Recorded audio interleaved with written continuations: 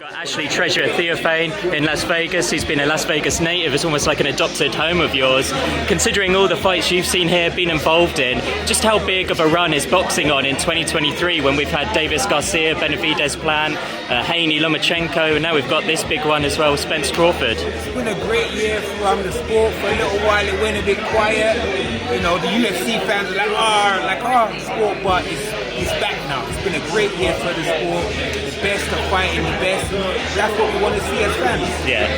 Who have you got in this fight? Most people, like if you polled 100 people, I think 50 would say Spence, 50 would say Crawford. How do you kind of see the fight going? I think it's one of those fights, it can go either way, but if I have to pick someone, I'm going to pick Spence. I just go for the size. I go for the guys who they fought the same. Spence fought them in their prime and stuff, so I kind of just side with him because I just think he's too good at what he is. Yeah. So I kind of side with him. I think he could win by KO. Oh, nice. How do you think it would be, one or two? Do you think it would be like an accumulation of punches or a referee or a corner stoppage? What kind of KO? I think, he looks in great shape.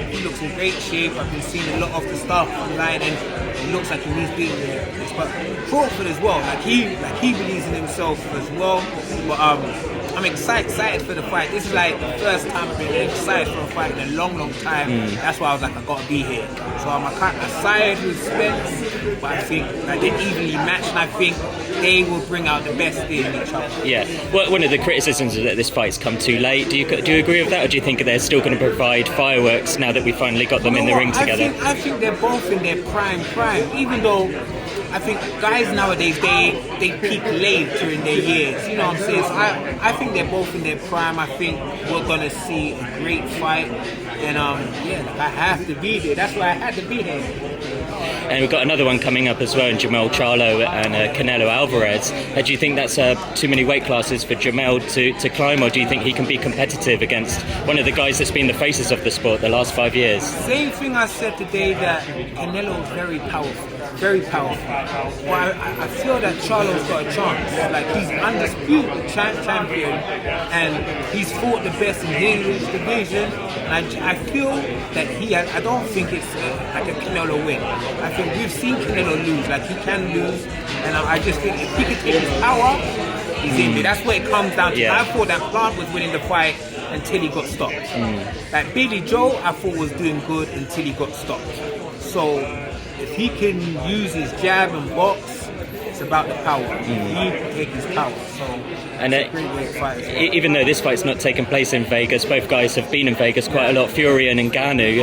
How do you kind of see that one going? Do you think Fury's just got too much and Ngannou's got zero chance, or do you think Ngannou can, put Fury on his butt just like Deontay Wilder did a few times in their rivalry? I kind of don't view those fights. I think it's an exhibition fight. Whatever it was, it's an exhibition fight. It's a fun fight. It's going to make some money. And I think that Fury will just be too good, like when Mayweather fought Conor McGregor. Two different sports, and he's just going to be too good for him. He's going to win. He can win on his jab if he wants to. Yeah.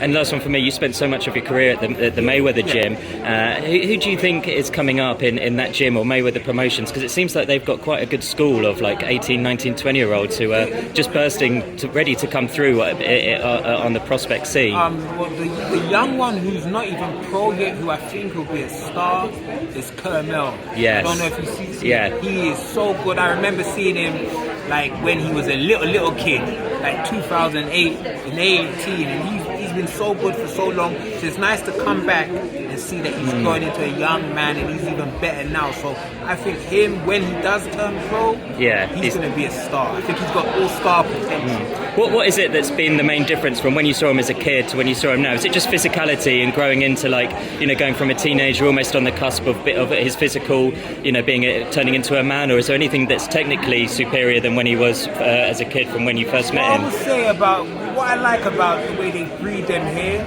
that you're surrounded by the best. You can go train with Mike McCallum, like you can go train with Roy Jones. Like the best, you're just surrounded by the best. It's Floyd Mayweather there. You can learn tips from them.